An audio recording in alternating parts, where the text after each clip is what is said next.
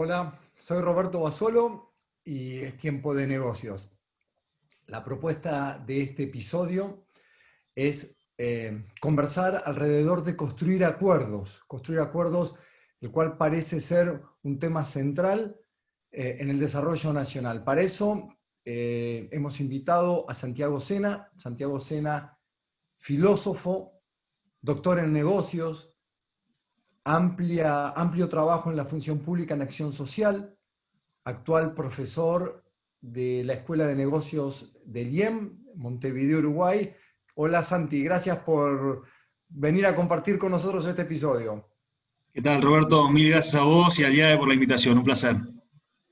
Bien, como para abrir el fuego, la verdad que habiendo sido entrenado economista, una de las cosas que más me desesperan es cuando miro todos los indicadores de un siglo a la fecha. Ya lo hemos compartido en otros tiempos de negocio anteriores.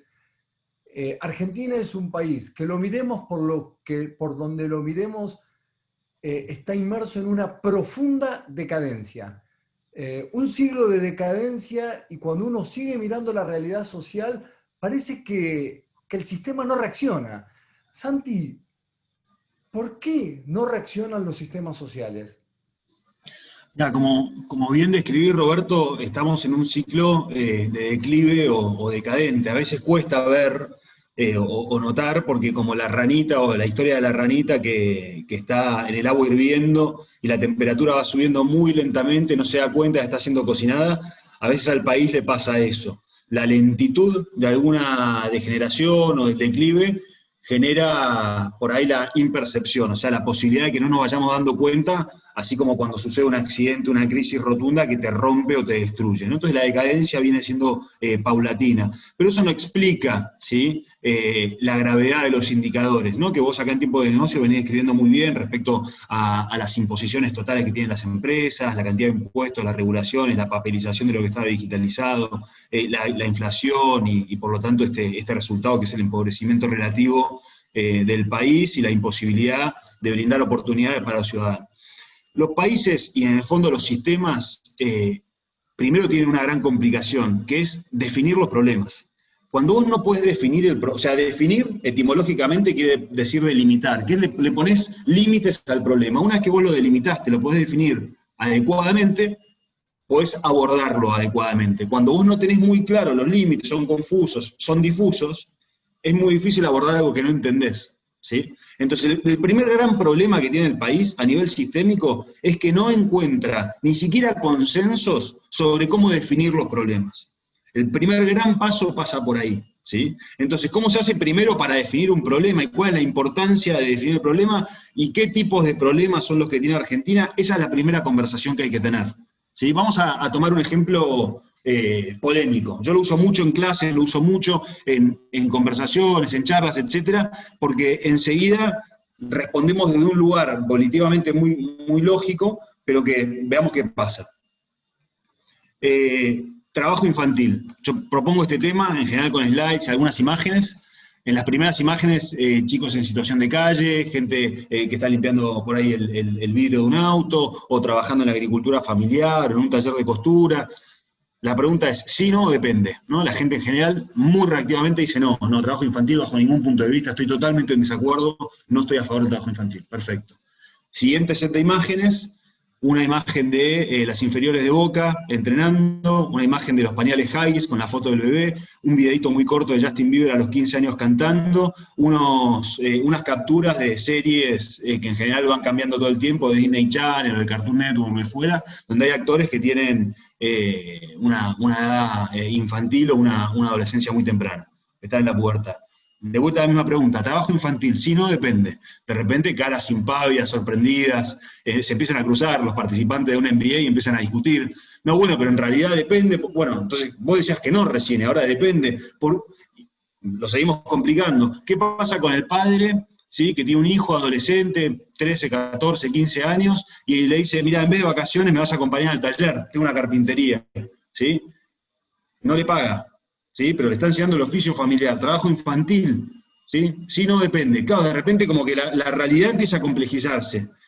no voy a resolver el tema del trabajo infantil, ni mi idea es que lo discutamos en este momento, pero digo, solamente cuando empezás a entender la complejidad que tiene un problema, la forma como estamos atravesados culturalmente y asumimos y aceptamos que ciertos tipos de trabajos, en este caso de menores, etcétera, en ciertas condiciones para nosotros son totalmente aceptables, mientras que otros trabajos en otras condiciones no lo son y nos generan una reactividad que es totalmente comprensible, válida y muy honesta, ¿sí? Cuando entendés la complejidad que tienen los problemas, entendés el punto. Definir los problemas es difícil. Si no te puedes poner de acuerdo respecto a los problemas, es imposible poder abordarlos. Santi, en este trabajo o en esta tarea de definir los problemas, ¿cuáles son los elementos que uno debiese considerar o cuáles son los errores típicos al definir los problemas?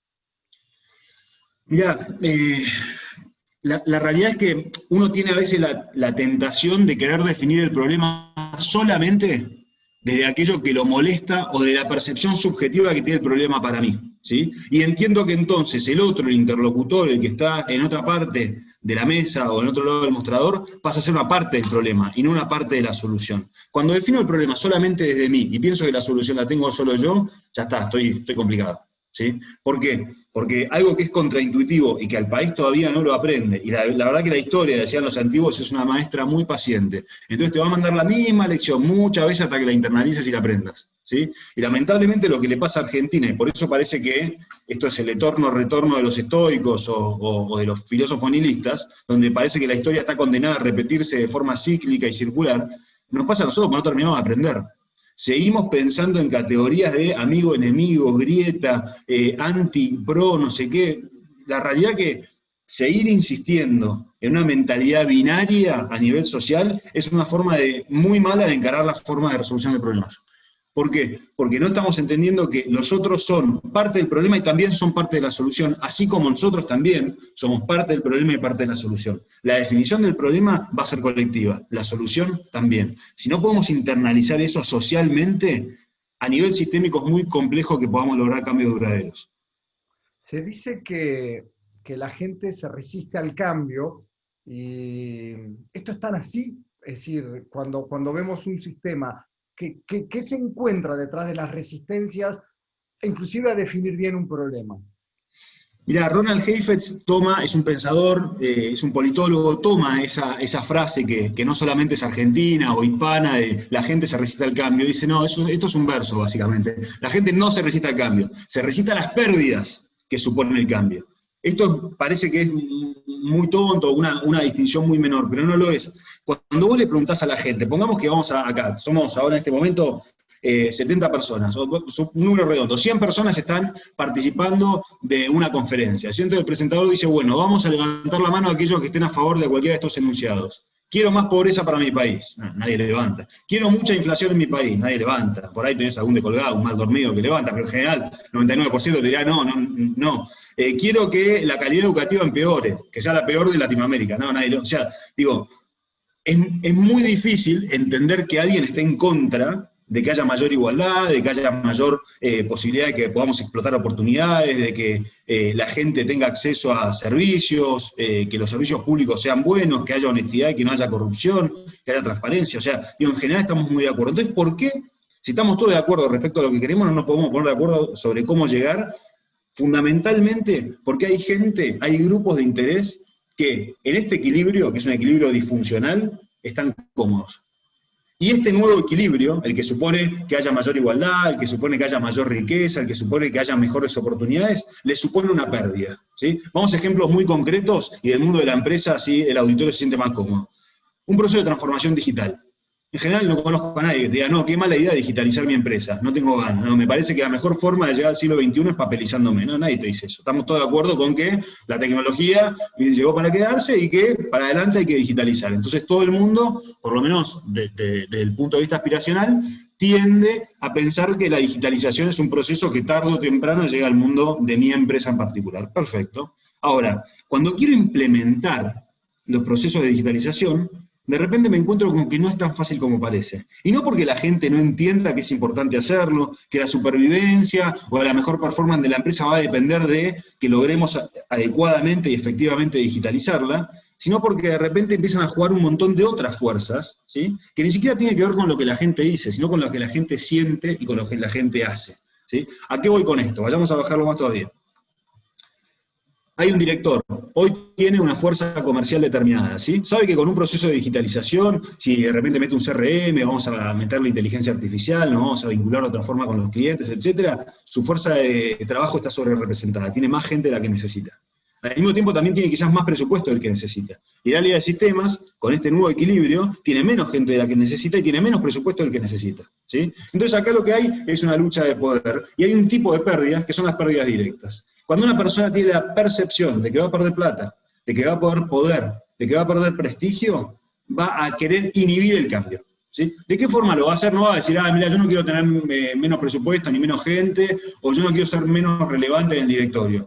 No, eso no lo va a decir nadie, o sea, esa agenda es oculta, ¿sí? Va a decir, mirá, no es el momento adecuado para generar este cambio, mi fuerza de trabajo es eficiente y la verdad que los resultados son buenos, estamos a la mitad de la concreción de un objetivo determinado que estaba puesto en el plan del directorio, y la verdad que cortar acá con la curva de aprendizaje que supone el cambio me va a imposibilitar cumplir con estos objetivos. Entonces va a poner un montón de argumentos, porque la pérdida que le supone a él personalmente, a este director, el cambio, es muy alta y no lo quiere abordar. Ese es un tipo de pérdida.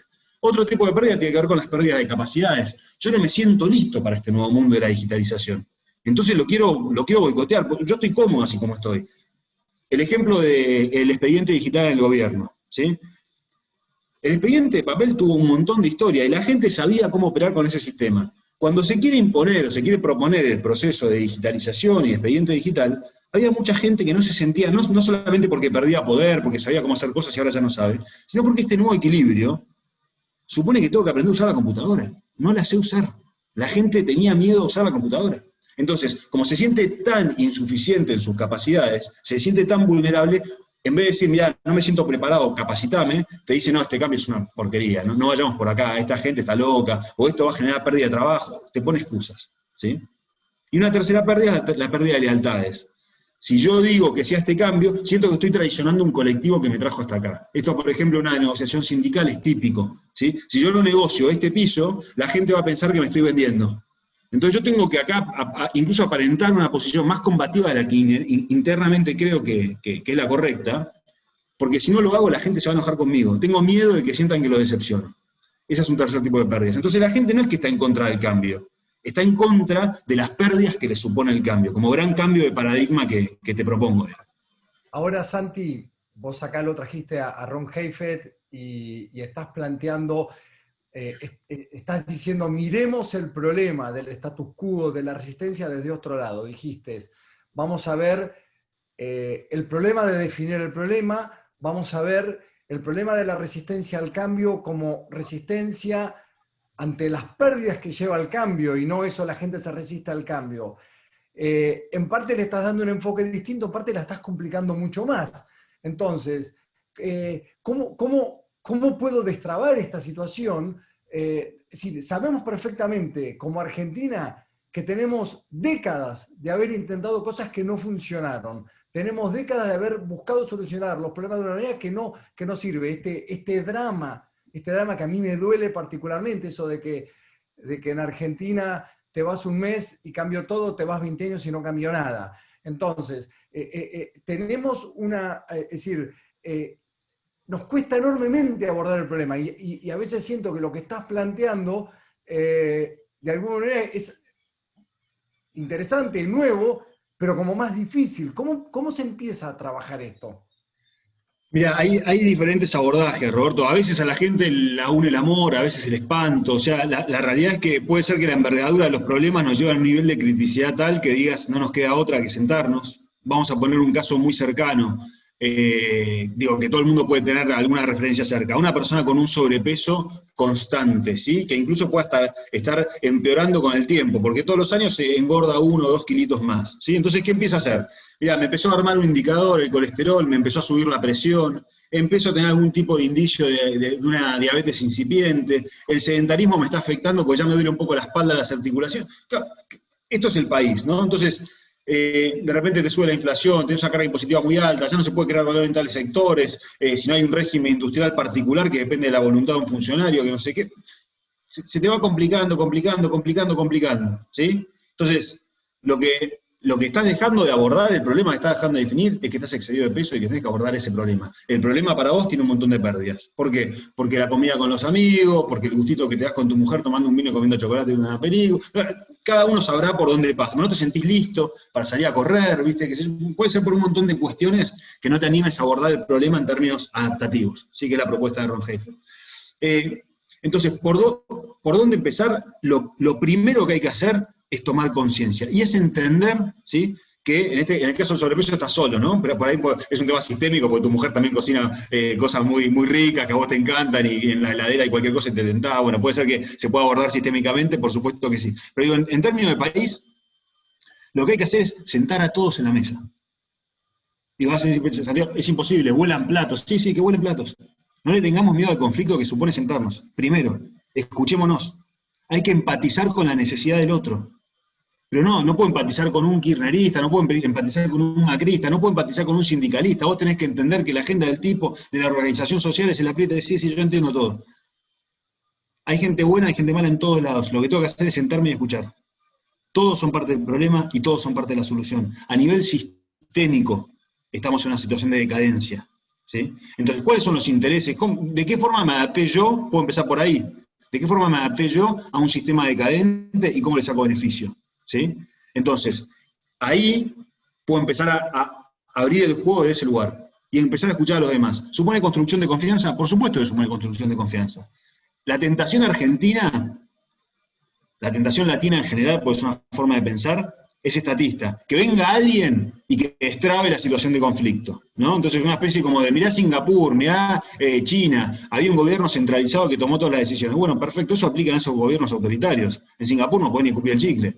O sea, estamos en ese nivel de rigidez, digamos. No funciona para regímenes democráticos latinoamericanos. Entonces, si me preguntas a mí cómo se generan cambios en este contexto, si querés hablamos de Singapur, o hablamos de China, yo te quiero hablar de Argentina. En este contexto, esa forma de pensar no existe, ¿sí? Y no se puede imponer tampoco. Y además, ¿qué pasa con ese tipo de cambios en un contexto como este? Dependen de la autoridad. Cuando la autoridad desaparece, desaparece también el orden que generó esa autoridad. Por lo tanto, no son la solución definitiva a los problemas que tenemos que tener.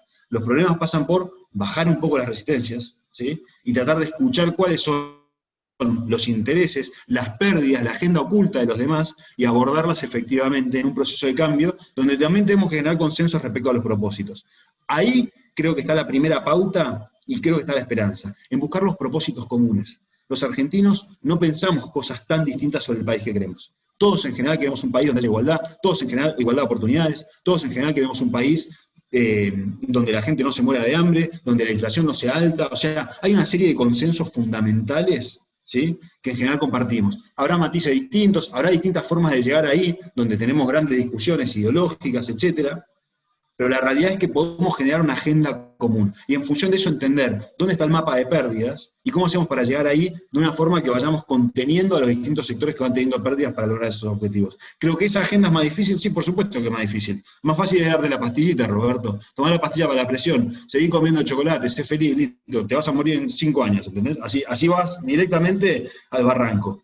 Entonces yo como médico, digamos, no te estoy haciendo un favor dándote la pastilla y no diciéndote, bajá de peso, flaco, porque si no, va mal.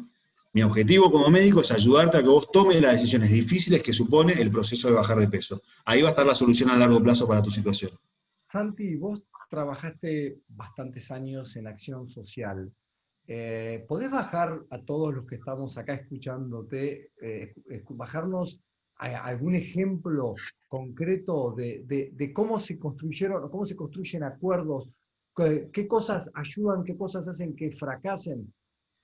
Mira, respecto a esta tentación autoritaria, vamos a ponerlo de esta manera, hay un experimento natural. Experimentos naturales son aquellos experimentos que por un tema ético, digamos, no es que viene un investigador y los propone, sino que se dan de forma accidental en la realidad, y es interesante entender las diferencias en función de lo que está, y vos mirás las dos cosas y mirá, esto se dio naturalmente, por eso lo puedo estudiar de esta manera, y bueno, veamos qué pasa en un efecto en otro. El gobierno de la ciudad de Buenos Aires, en el 2015, tenía dos reparticiones fundamentalmente, en el 2016, digamos, porque empieza en diciembre de 2015, que urbanizaban barrios, ¿sí? Por un lado estaba, en función de la envergadura y la importancia, la centralidad en la ciudad que tiene el barrio 31, la Villa 31, estaba la Secretaría de Integración Social Urbana, ¿sí? Con una forma de abordaje, una forma de entender la realidad, etcétera, X, ¿sí? Por otro lado, hubo dos gestiones en el Instituto de la Vivienda que tenían un abordaje diferente, ¿sí?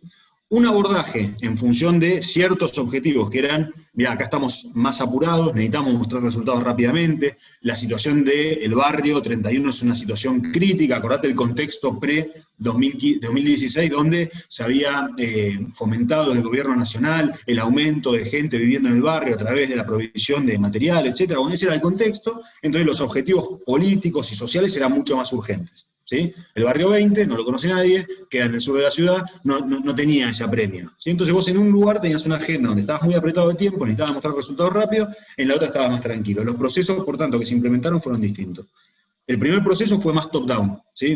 Acá te lo organizo yo, te digo cómo es, la vivienda se parte por acá hay que abrir una calle, esto no da, vamos para adelante. En el segundo, el proceso fue participativo, esto es mesas comunitarias, escuchar a los vecinos, doña Rosa que tiene un kiosco diciéndote, mirá, si me mandás un segundo piso, en realidad, yo de qué vivo, yo tengo un tallercito familiar, me vas a cobrar la luz, cómo es la cosa, y no la pago, entonces si no pago, toda una serie de discusiones que vos decís, che, esta gente que le estás dando una casa y con un crédito a tasa fija, qué sé yo, que no sé qué, esa es la mentalidad que a veces surge desde algunos lugares que dicen, mira, el otro parte del problema, ¿viste? Encima que estás acá, estás usurpando, que yo te tenés que ir, bueno, la mentalidad que yo te propongo es una mentalidad donde vos le das participación en la definición del problema y por lo tanto en la participación en la definición de la solución, ¿sí? ¿Qué pasó? Los procesos de integración, la primera gran mudanza a nueva vivienda del barrio 31 la tuvo que hacer la policía. La primera gran mudanza del barrio 20 terminó con un asado con las organizaciones sociales y los vecinos y los funcionarios públicos. Entonces, obviamente que hay procesos, al final del día, en ambos casos, en este ejemplo, en este experimento natural, en ambos casos, ¿sí? Lograste el objetivo, que era lograr la mudanza, abrir las nuevas calles, generar la provisión de servicios públicos. La intencionalidad del sector público era igualmente buena. No es que eran los mismos funcionarios, de hecho, a nivel de cúpula. No es que había mala intención en un caso y buena en el otro, simplemente por distintos motivos se tomaron distintos métodos, ¿sí? En un caso, la apropiación del resultado final fue muy escasa, la gente incluso salían notas críticas en los diarios diciendo no me gustan no me acuerdo, las baldosas, qué sé yo, era una cosa ridícula, la gente desde un lugar de lectura de diario La Nación y Clarín decía que esto es un horror, que la gente, qué sé yo, y de otro lado tenía gente que decía, che, gracias, me cambiaron la vida, me escucharon, siento que esto es parte, bueno, estos son los dos tipos de abordaje. Uno es el proceso a nivel procedimental es muy demandante. Tenés que escuchar 500 vecinos, entenderlos, organizarlos, escuchar las distintas demandas, tratar de generar soluciones cuando se puede, que sean consensuadas, que ellos también sean en algunas cosas, porque obviamente la mirada, viste acá, de capricho, de imposición no sirve para nadie. En el otro, en cambio, hay una facción que impone, con una mentalidad, si querés, más top-down, que no la estoy juzgando de un juicio ético, sino simplemente estoy contextualizándola. Muchos hubiéramos tomado esa determinación en ese contexto con los requerimientos que tenía esa repartición, pero evidentemente cuando vas a los resultados del experimento natural, tenés resultados muy diversos, ¿sí? Esa es un poco la gran diferencia entre uno y otro abordaje. ¿Es más complejo? Sí, yo no te voy a vender humo, Roberto. Claro que es más complejo. Ahora, la apropiación que tenés del resultado final es mucho más duradera también. Yo cuando te escucho, Santi, no puedo dejar de pensar en un desafío. Te voy a tirar la pregunta en esta línea. Después, para que te vayas preparando, quiero bajar un poco más al empresario y al problema. Pero antes de ir a ese lugar, o tal vez como transición, pienso, ciclo electoral, cada 2 años tengo elecciones. Ciclo macroeconómico, en un país normal, 6, 7 años, en Argentina, ya en un estancamiento de 12, 13 años, el ciclo macroeconómico no da más que 18 meses, 20 meses. Entonces, escucho, los cambios de fondo son cambios donde hay que trabajar, son cambios que exigen mucha participación, son cambios donde exige dejar de pensar que el otro es el problema para saber que somos todo parte del problema y la solución. Entonces, requiere identificar, requiere un trabajo. Y después veo las urgencias de los sistemas formales o del sistema formal electoral o del ciclo macroeconómico. ¿Cómo hacemos? Porque no vamos a cambiar el ciclo, no vamos a hacer una reforma a la Constitución, ni vamos a cambiar el ciclo macroeconómico, que también es la resultante de las acciones. ¿Cómo se conjugan estos descalces? ¿Qué podemos ver ahí, Santi? Mira, hay una tentación enorme, Roberto, que es responsabilizar al ciclo electoral. La dinámica electoral ayuda a la construcción de consensos a largo plazo, no ayuda. ¿Por qué? Porque nadie quiere frustrar expectativas y las elecciones son básicamente año por medio. Entonces es muy difícil generar un cambio profundo cuando vos tenés que frustrar algún colectivo social en el corto plazo, sabiendo que viene una elección donde ponés tu permanencia en el poder en juego. Entonces, obviamente no ayuda. Ahora, hay otros sistemas, ¿sí?, que funcionan perfectamente y pueden generar consenso a largo plazo y son iguales, y votan cada 2 años. Entonces, ¿por qué nosotros sí y ellos no? La tentación es responsabilizar, solamente al ciclo electoral. El ciclo electoral es parte del problema, ¿sí?, pero no es todo el problema. Ese sería un abordaje, o querer resolver el problema solamente cambiar el ciclo electoral, es darle una respuesta técnica a un problema que no es técnico, ¿sí?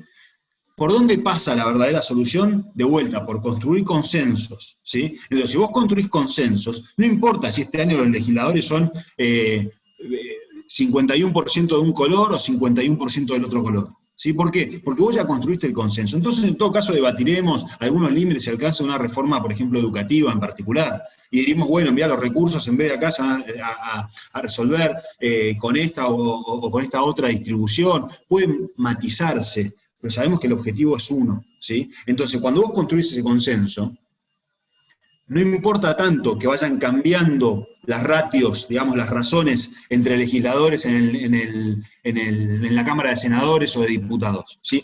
Y al revés, si vos sacás el 54% de los votos y sos el dueño o la dueña del Congreso por 2 años, genera muchas reformas. ¿Qué va a pasar? Va a venir el próximo y cuando tenga 51% te la va a dar vuelta, ¿sí? Porque los cambios no generaron un consenso de fondo. La imposición dura hasta tanto dura el poder de quien lo impone. Entonces, no pasa por la dinámica electoral y por cómo hago yo para ahora ganar este juego de poder medio Foucaultiano o nihilista de, mirá, si tengo el poder lo impongo y acá mando yo. Eso te dura nada, ¿sí? Te dura muy poco tiempo, te dura lo que dure el poder. Una tiranía, 30 años, 40 años, un régimen democrático autoritario, 2 años, 4 años, 8 años, 12 años, creo, 12 años, listo, se acabó.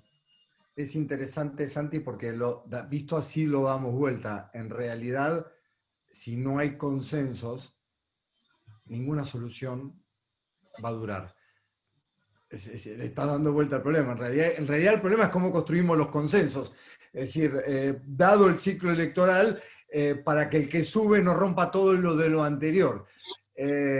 Ahora, antes hay unas cuantas preguntas, y voy a pasar ya a las preguntas de todos los que están participando, pero quería antes de pasar a esa pregunta, entonces ir un poquito al empresario y los consensos que tiene por delante el empresariado, tantas empresarias y empresarios argentinos que tienen sobre sus hombros la responsabilidad de las empresas. Entonces, de cara a ellos, ¿cuáles son los consensos claves y qué recomendaciones les daríamos? Y después ya pasamos a las preguntas.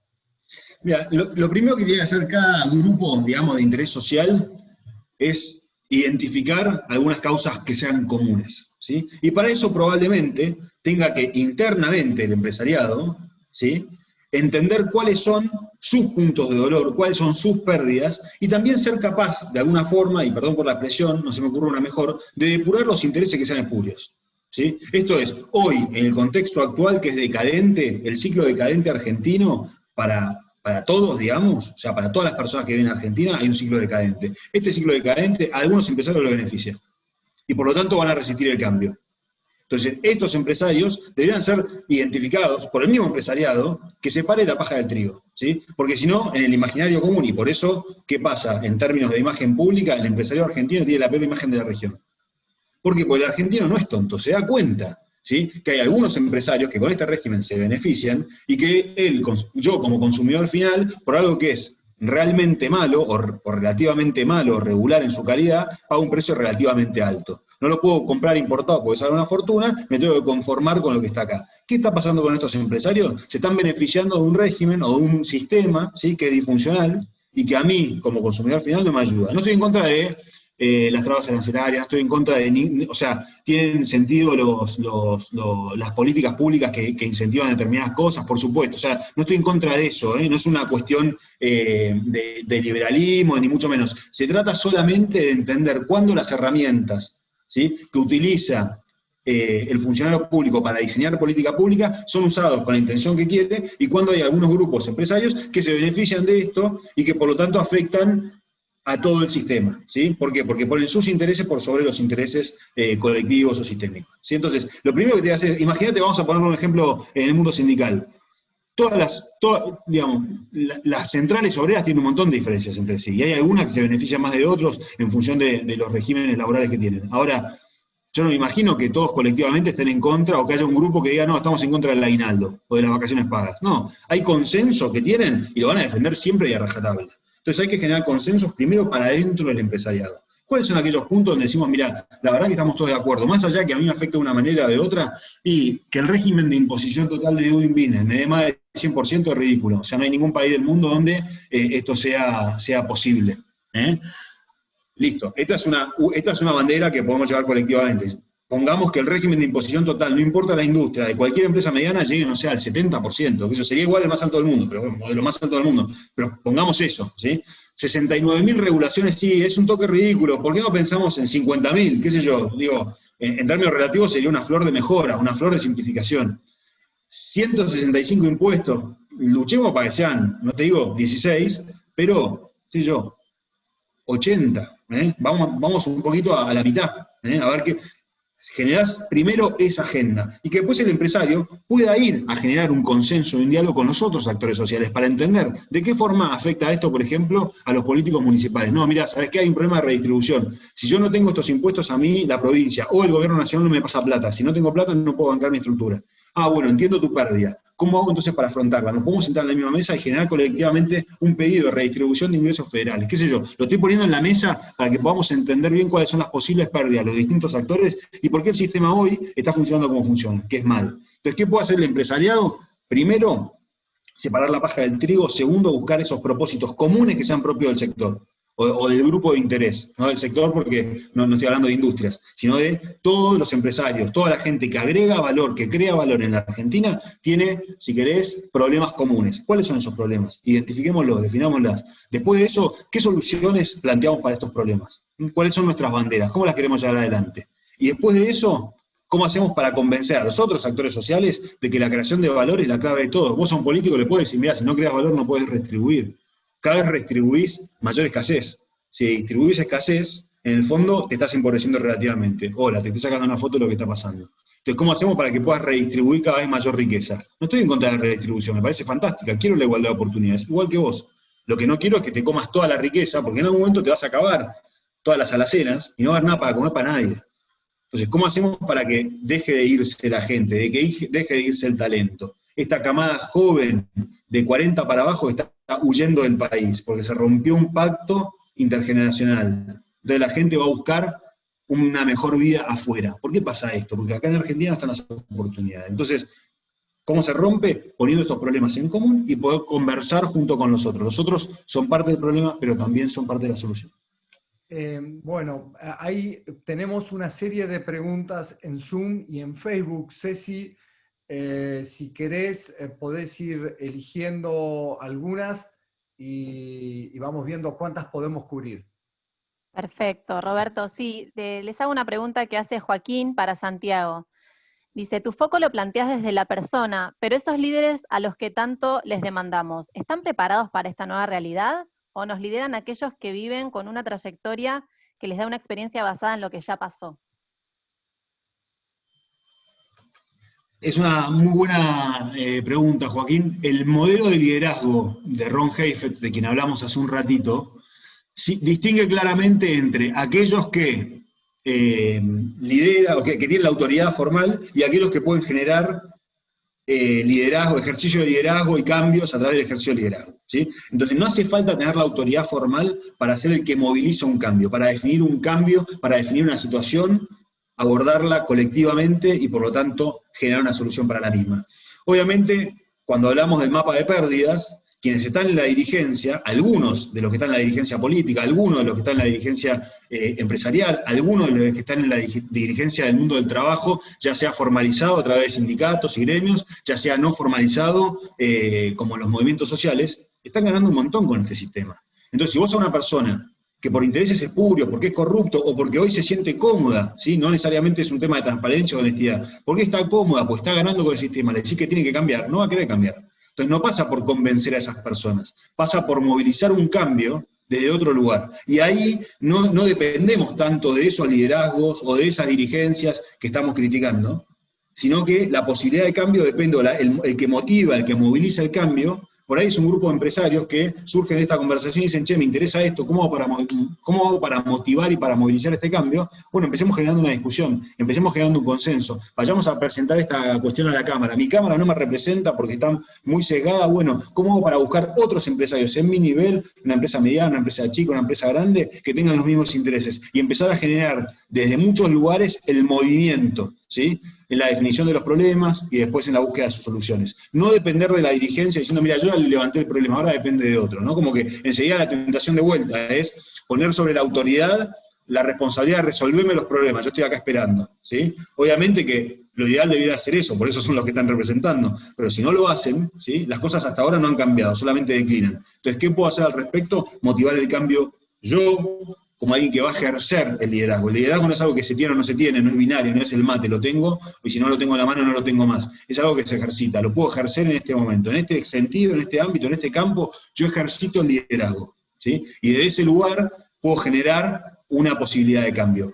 Pasa por ahí la distinción, no sé, Joaquín, si esto responde o no responde a tu pregunta, entiendo que debería. Perfecto, Santiago, muchas gracias. Hago otra pregunta de Ariel cortita y te leo si querés también otra de César, así puedes contestar las dos. Ariel consulta si hay algún ejemplo de consenso que haya durado más de 3 periodos.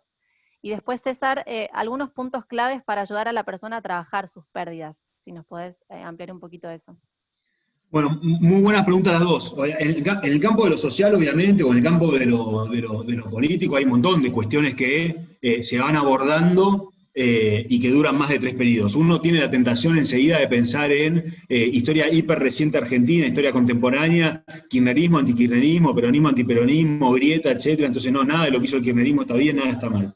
Vayamos a un ejemplo claro. La asignación universal por hijo. Fue una iniciativa que presentó Elisa Carrió cuando era diputada, la tomó el kirchnerismo, la implementó, se convirtió en ley, Macri la agrandó porque incluyó a los monotributistas. Ahí tenés un ejemplo de política pública que más allá de, ya te mencioné 3 políticos o 3 ámbitos políticos muy diferentes, más allá de que Carrió y Macri se aliaron circunstancialmente en 2015 y que hoy siguen conversando regularmente, que tomaron una política y dijeron, mirá, para nosotros es fundamental que todos los niños del país tengan determinadas condiciones mínimas de vida que están dadas por un nivel de ingreso. Listo. Ahí tenés un ejemplo de algo que, si me preguntas, ¿el proceso fue bueno o no? Claramente no fue bueno, ¿sí? Lo ideal hubiera sido poner el tema a la mesa, poder consensuarlo, poder discutirlo. Carrió tiene una idea, el kirchnerismo lo implementó de otra manera, Macri tampoco consultó. ¿Sí? El proceso estuvo mal, pero tenés un ejemplo de algo que duró en el tiempo, ¿sí? Entonces, para responder a ese punto en particular, si me preguntás a mí cómo debía haber sido el proceso, debería haber sido muy diferente, ¿sí? Y eso le hubiera dado también mucha más durabilidad y legitimidad a la política. De hecho, hay gente que todavía te dice, mirá, no estoy a favor porque no me gusta cómo está implementada. Ese problema de implementación tiene que ver con que hay gente que sospecha de algunos intereses que fueron creados en función de esto, ¿sí? Pero para responder al punto, sí, por supuesto que hay políticas y hay decisiones sistémicas que permanecen. Mirándolo en términos negativos, fíjate que muchas de las cuestiones que está observando Roberto en este programa hace varios meses son problemas que duran, digamos, o que trascendieron claramente la responsabilidad de un partido en el gobierno. O sea, cuando vos mirás la carga impositiva argentina, la carga impositiva argentina no nació ni con el radicalismo en el 83, ni es culpa de Menem, ni es culpa de Kirchner, ni es culpa de Cristina, ni es culpa de Macri, es culpa de todos. O sea, fueron todos los que fueron como legitimando y continuaron con un sistema que se fue agravando cada vez más. Lo mismo con la formalidad laboral. Cuando asume Alfonsín en el 83, la informalidad laboral alcanzaba el 25% de la población, hoy casi alcanza el 50% si contás a los monotributistas, si no los contás, alcanza casi el 40%. Y bueno, evidentemente hay un montón de cuestiones que se pueden mantener en el tiempo. La cosa es, ¿cómo hacemos para lograr que esos cambios duraderos trasciendan, digamos, los 3 mandatos o los 3 periodos en términos positivos? Bueno, acá esta es la metodología que se propone. Respecto a cómo abordar pérdidas, lo ideal, o las formas que que mejor, digamos, lo explican son esto de o me uno el amor o me uno el espanto, buscar propósitos comunes. Vayamos a un ejemplo muy chiquito. Una pareja que se separa en muy malos términos tiene un hijo, ¿sí? De repente el hijo tiene un problema, se enferma. Vos ves que la pareja cambia. ¿Por qué? Los unió el espanto. Ante el dolor del hijo, cambian la forma como estaban abordando el problema. Ya no, su objetivo ya no es matarse, su objetivo es el bienestar del hijo, cambió el foco, ¿sí? Vayamos a un problema ahora de Argentina. Podemos generar este mismo consenso, por lo menos en el grupo de los empresarios argentinos y de los políticos argentinos respecto a la creación de valor, y en el sindicato, o en los sindicatos que entienden que sin empresa no hay sindicatos ni trabajadores, diciendo, mira, la carga impositiva es un delirio. Entonces ese propósito común es el que va a unificar y va a ayudar a que la gente entienda mejor que, bueno, si esta carga impositiva es imposible, y mira, el Estado va a tener que recaudar un poco menos. Si recauda un poco menos, significa que pierde esto y esto. Bueno, ¿cómo hacemos para abordar esta pérdida? ¿Sí? Entonces, cuando vos entendés bien que lo estás haciendo por este objetivo, que no es solamente que los empresarios ganen mucha plata, sino que es, si no tenemos la posibilidad de crear valor, todo el sistema se cae.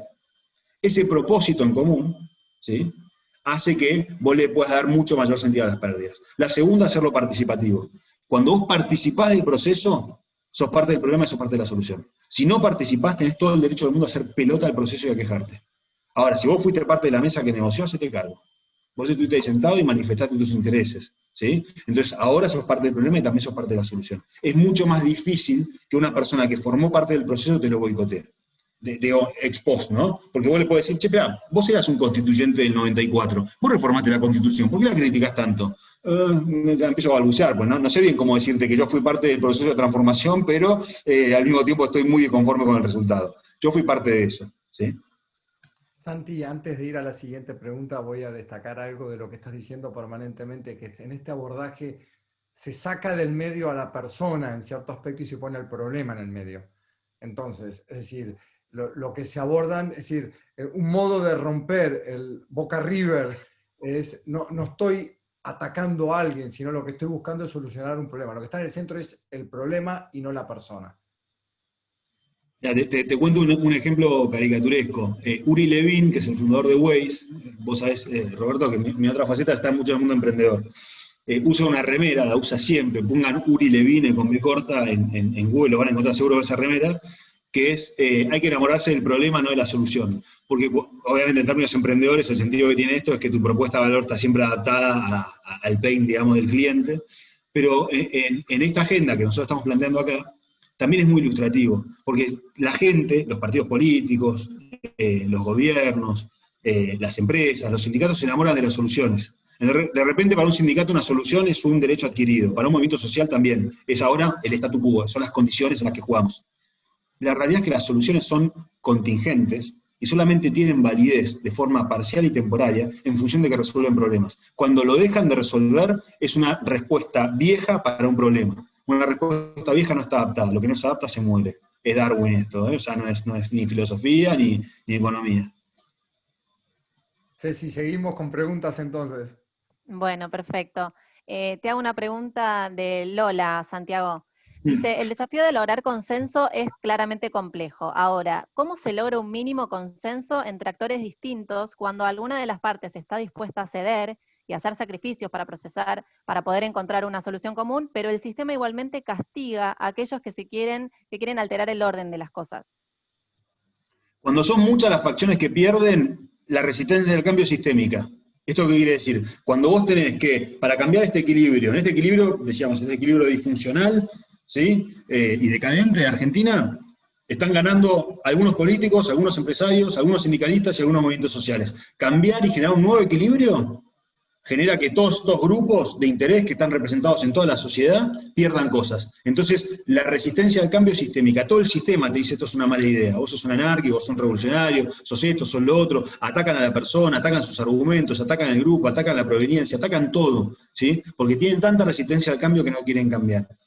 La primera gran clave acá es encontrar gente que esté dispuesta a hacer este proceso, ¿sí? Obviamente vos no podés dialogar con alguien que es antidemocrático, en el sentido con alguien que rompe el sistema, ¿sí? Vos no podés, o sea, Martin Luther King no podía dialogar con el tipo que le pegó un tiro, ¿sí? Gandhi tampoco. O sea, podían dialogar, por supuesto, pero esa persona tenía una cerrazón ideológica tal que era imposible generar un consenso mínimo de diálogo, ¿sí? Entonces, lo que tenés que generar, sí, este abordaje supone una mínima base de buena fe, que vos no me quieras aniquilar, básicamente, así que no me quieras eliminar físicamente. Supone eso. Después abordemos las pérdidas que cada uno tiene.